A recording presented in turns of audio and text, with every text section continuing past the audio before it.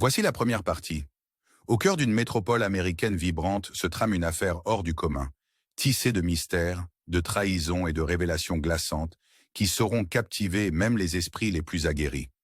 L'histoire débute avec le meurtre inexpliqué du renommé homme d'affaires Vincent Miller, figure respectée dont la fin brutale a secoué aussi bien les hautes sphères de la société que les sombres corridors du pouvoir économique. Le corps de Vincent fut découvert par sa voisine du dessous, Linda Harper, habitante discrète qui fut alertée par une inondation inhabituelle d'eau dans son entrée. Alors que les premières lueurs de l'aube caressèrent l'horizon, Linda se retrouva face à une vision surréaliste et bouleversante. Un corps, habillé avec élégance, mais marqué par la cruauté du destin, reposait au milieu d'une eau qui scintillait étrangement sous la pâle lumière. Dès l'arrivée des enquêteurs, des murmures se propagèrent dans le quartier, suggérant que la chute de Vincent avait été minutieusement orchestrée. Des indices insolites et décalés, autant de pièces éparses d'un puzzle énigmatique, menaient non seulement au sombre recoin de son autrefois animé Penthouse, mais aussi au cœur d'un labyrinthe financier.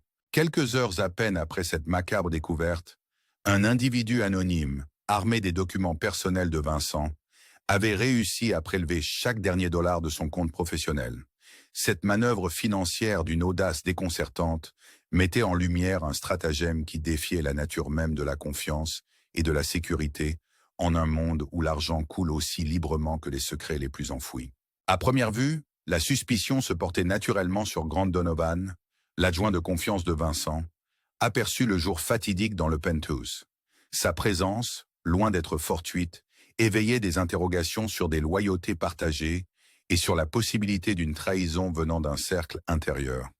Cependant, l'énigme ne se limitait pas à lui. Les témoignages oculaires et les analyses médico-légales révélèrent rapidement la visite de deux autres personnes dans l'appartement celui-même jour.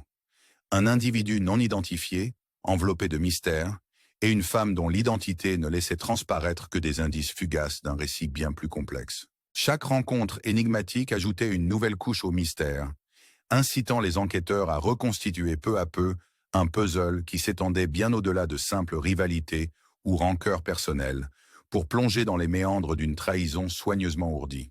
Au sein de l'appartement de Vincent, la scène se révélait aussi déroutante qu'angoissante. Chaque surface était couverte d'un mélange choquant de magazines, d'articles et de papiers de recherche épars, tous focalisés sur un sujet troublant, une maladie rare provoquant un vieillissement prématuré, rappelant étrangement la progerie. Cette découverte surprenante apportait une dimension inattendue à l'enquête. Vincent, habituellement reconnu pour sa santé robuste et son énergie débordante, semblait s'être laissé envahir par une obsession aussi inquiétante que mystérieuse. Était-ce une quête désespérée pour comprendre une maladie énigmatique ou presciente, le prescient qu'un destin tragique s'annonçait? Au détour de cette investigation méticuleuse, des experts médico-légaux mirent au jour une photographie soigneusement dissimulée dans un tiroir secret. Une trouvaille qui allait s'avérer déterminante. Sur cette image vieillie, Vincent arborait un sourire chaleureux, aux côtés d'une jeune femme dont l'identité demeurait enveloppée de mystère. La présence de cette figure atténuait, ne serait-ce qu'un instant, la brutalité apparente de l'affaire et suggérait l'existence d'un lien intime, potentiellement porteur de clés sur les motivations du crime. Cette révélation laissait entrevoir que la vie de Vincent était tissée de secrets intimes, douloureux et peut-être dangereux, qui s'étendaient bien au-delà du domaine impitoyable des affaires.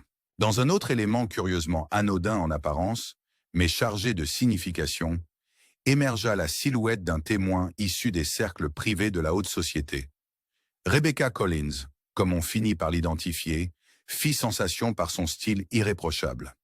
Vêtue d'un ensemble noir 2 pièces d'une élégance affirmée, complété par un gilet tailleur et une blouse gris clair ornée de coutures audacieuses, son allure raffinée paraissait tout droit sortie d'un scénario d'espionnage. Sa présence ne semblait pas fortuite.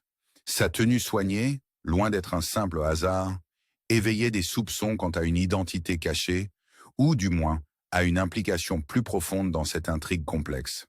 Chaque détail vestimentaire de Rebecca semblait orchestré pour marquer les esprits et annoncer qu'elle n'était pas simplement une spectatrice de cette tragédie. Alors que l'investigation prenait une tournure plus labyrinthique, le fil conducteur du récit semblait s'enfoncer dans un imbroglio mêlant manœuvres financières audacieuses et une fascination étrange pour une maladie débilitante. Chaque nouveau fait relevé amplifiait le mystère, fragmentant la vérité en autant d'énigmes, s'élevant comme autant de pieuvres se déployant dans l'ombre. Qui pouvait tirer les ficelles derrière ce stratagème ou se mêler des vendettas personnels à des intrigues financières d'une rare complexité? L'ensemble des éléments convergents dressait le portrait d'un réseau implacable, où la rancœur se mêlait à une ambition démesurée, offrant ainsi une vision troublante d'un monde où même les alliances les plus étroites pouvaient se transformer en trahison fatale. Au cœur d'un labyrinthe d'indices et de suspects, les enquêteurs aguerris se trouvaient confrontés à bien plus qu'une simple accumulation de preuves matérielles. Ils étaient pris dans une toile complexe tissée de passions humaines, de trahisons intimes et de desseins dissimulés. La dualité de la vie de Vincent Miller, son succès éclatant en apparence et sa préoccupation secrète face à la mortalité, forçaient chacun à remettre en question toutes les certitudes établies sur la richesse, le pouvoir et la vulnérabilité. Chaque élément de l'affaire, qu'il s'agisse de l'inondation fatale qui avait signalé le drame ou de l'audacieuse opération financière vidant le compte de son entreprise, semblait avoir été calculé avec une précision glaciale. Ces visites mystérieuses et ces documents égarés faisaient écho à un jeu de stratégie dangereux, dont les règles échappaient à tout pronostic.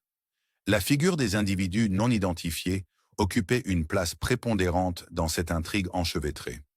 Grant Donovan, d'abord considéré comme principal suspect, prenait désormais la forme d'un personnage ambivalent, peut-être même d'un bouc émissaire dans une machination plus vaste. Parallèlement, la femme énigmatique apparaissant sur la photographie, ainsi que l'ombre furtive de celui qui avait visité l'appartement de Vincent, incarnaient l'univers secret qui se dissimulait derrière le vernis de respectabilité et de tradition. Leurs gestes même semblaient imprégnés d'une complicité dans un crime où la vengeance personnelle se mêlait à un plan minutieusement élaboré pour renverser un empire financier. Au fur et à mesure que l'investigation progressait, un fil conducteur particulièrement troublant émergeait des piles de documents épars dans l'appartement de Vincent.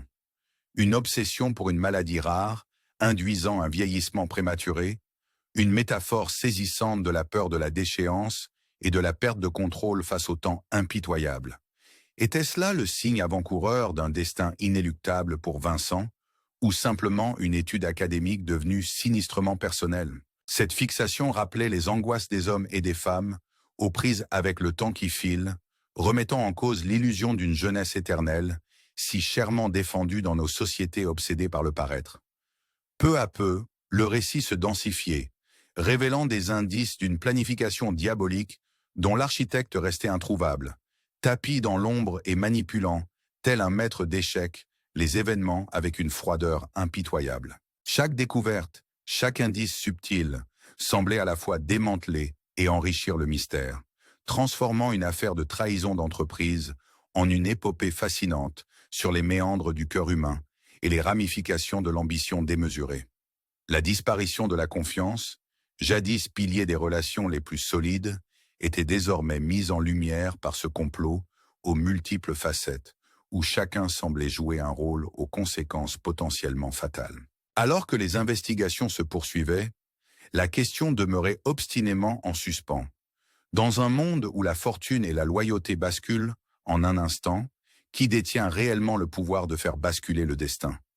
Le cas de Vincent Miller, avec ses allures de tragédie moderne et ses reflets de choix personnels impossibles à déchiffrer, nous pousse à interroger notre propre rapport à l'ambition et aux limites humaines. Dans ce jeu d'ombre et de lumière, où chaque révélation n'est que le prélude à de nouvelles interrogations, la grande question se pose inévitablement. Qui, de nous tous, est réellement le maître de son destin? Pensez-vous que l'affaire verra un jour la lumière? Abonnez-vous et laissez vos réflexions dans les commentaires pour continuer à explorer ce mystère fascinant.